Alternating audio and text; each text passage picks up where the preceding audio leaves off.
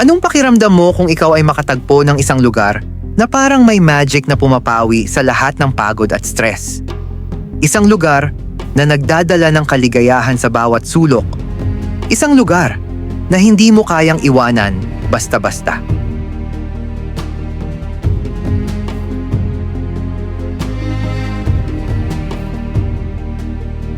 Mga ka-Vikings, samahan niyo akong muli at alamin ang hindi pa natutuklasan at bagong lugar na ito. Panoorin niyo hanggang dulo dahil ang kwento ng lugar na ito ay tiyak na mag-iiwan ng marka sa inyong puso.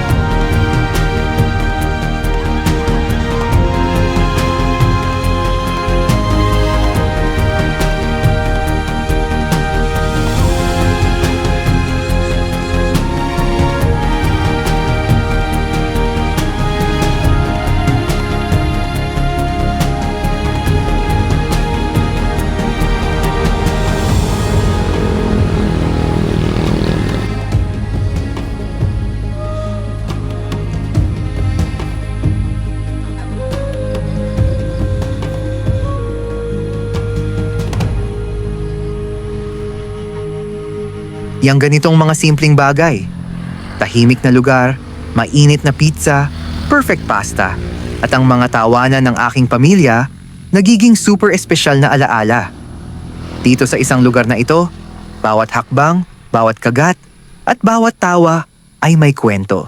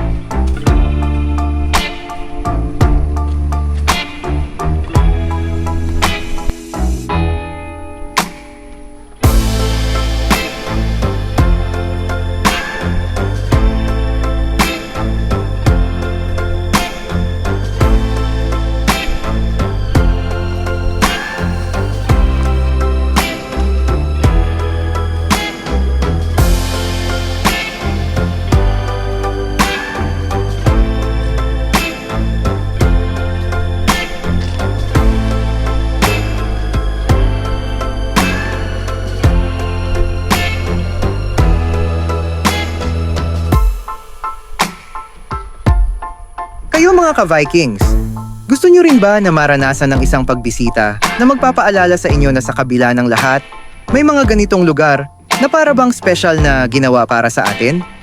Kung ganon, ay dyan lang kayo at huwag kayong aalis dahil ang kwento namin sa Caliraya Park ay magsisimula pa lang.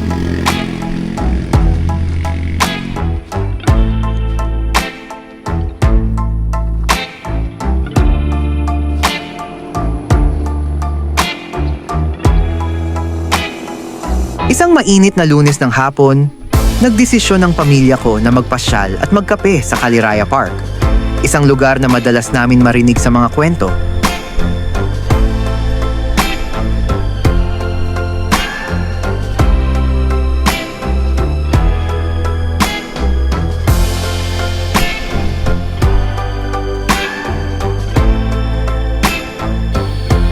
Hindi kami sigurado kung anong meron or aasahan dito. Unang pagbisita pa lang namin. Pero nang makalapit kami, napawaw kami. Ang hangin, ang tanawin, para bang ang oras ay bumagal at ang lahat ay naging mas magaan.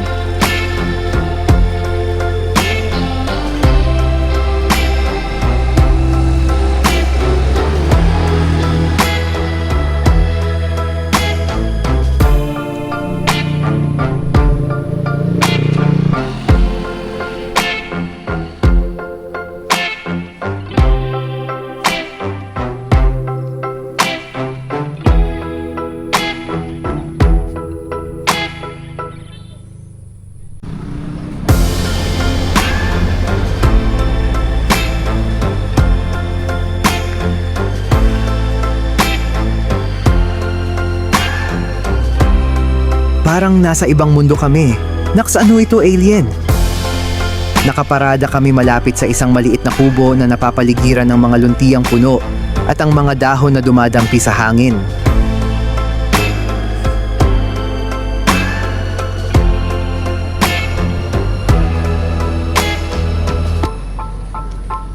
Okay.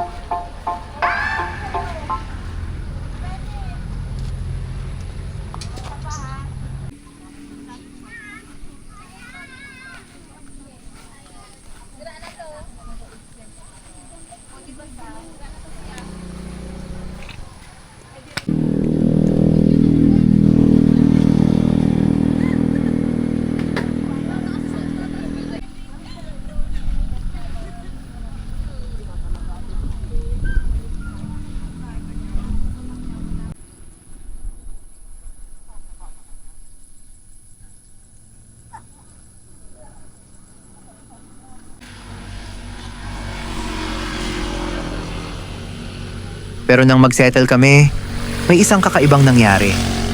Ang amoy ng mainit na tinapay, masarap na keso, at matamis na sarsa ng kamatis ay dumaan sa hangin.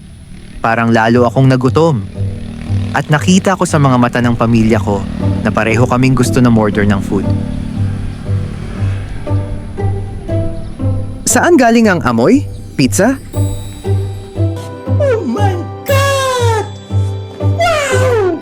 At ayun na nga, napadami yata ang na-order.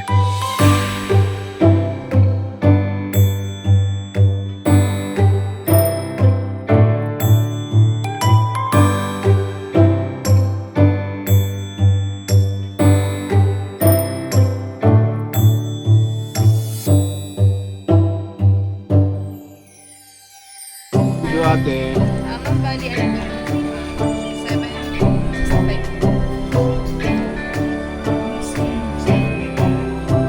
Ang kanilang pizza ay freshly made talaga at favorite namin ang makapalang dough. Thumbs up sa kanilang chef.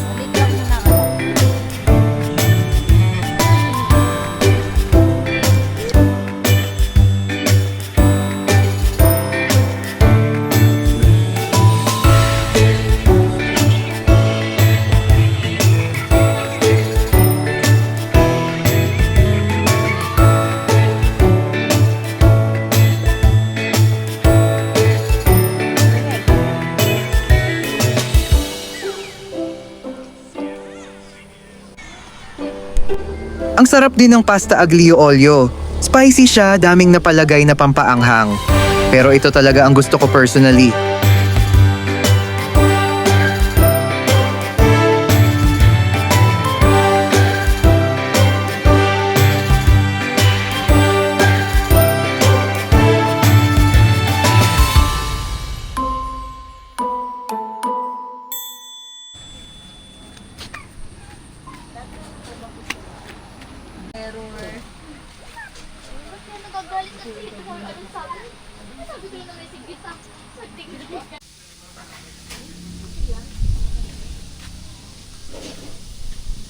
Guys, check this! Meron din ditong airsoft shooting range at archery.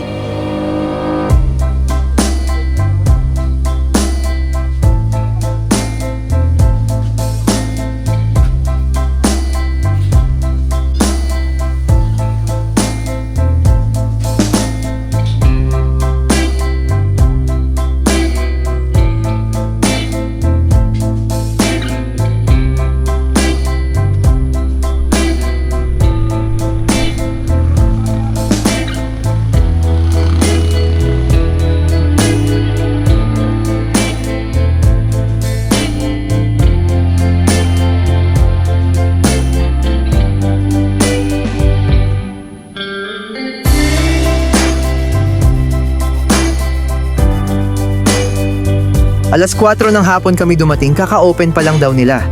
Kaya pala wala pa masyadong bisita.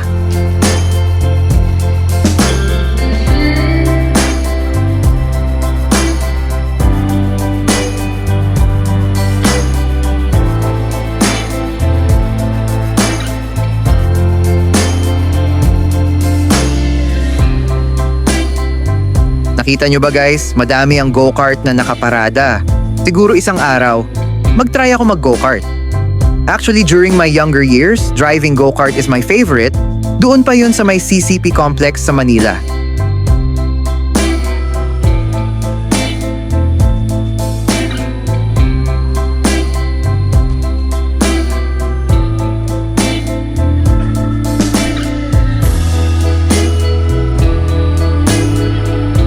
Pansin nyo din ba guys, ang kanilang setup ng mga tables and chairs ay pangmaramihan para sa group ng magkakabarkada or family.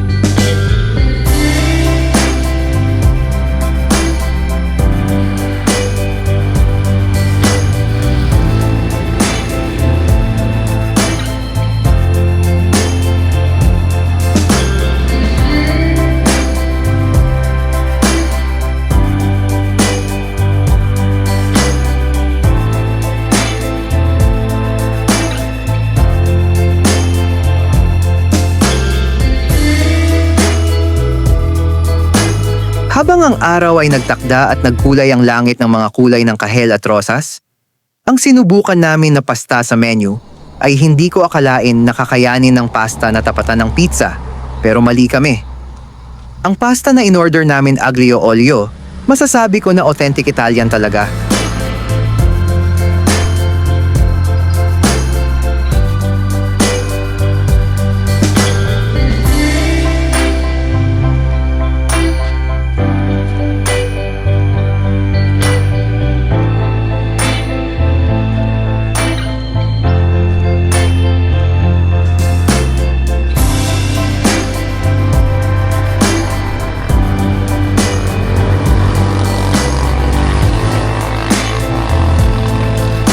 Alam nyo ba guys, ang nagpasaya pa sa amin ay ang hindi naming inaasahang pakiramdam. Hindi lang ito isang simpleng pagbisita. Ang adventure park na ito, hindi lang maganda at magaan, kundi ang mga alaala na nagagawa namin dito.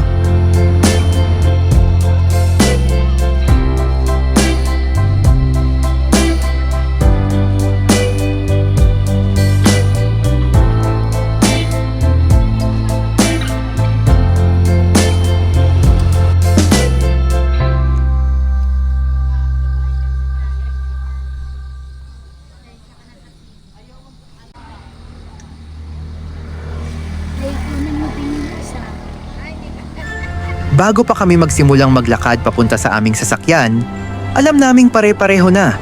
Pagkatapos ng pagod na araw, makakabalik kami dito. Hindi lang dahil sa pizza, pero oo, malaking bahagi ng reason yon. Kundi dahil sa tahimik at maginhawang pakiramdam na ibinibigay sa amin ng Caliraya Adventure Park. Para sa amin ito na ang paborito naming after work na lugar.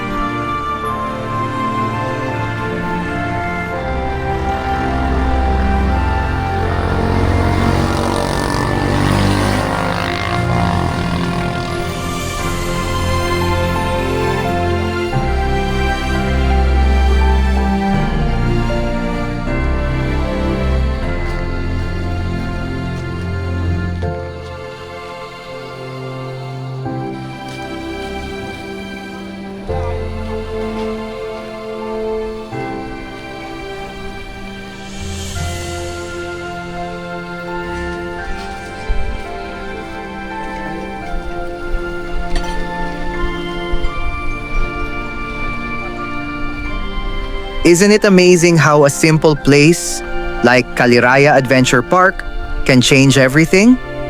Minsan ba naiisip din ninyo, paano kaya kung lagi tayong may ganitong lugar na magbibigay sa atin ng pahinga, saya at mga alaala?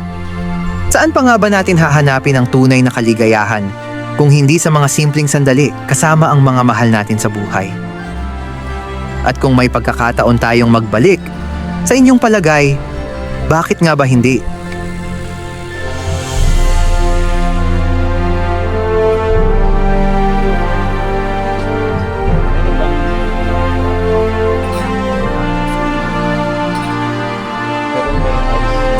po.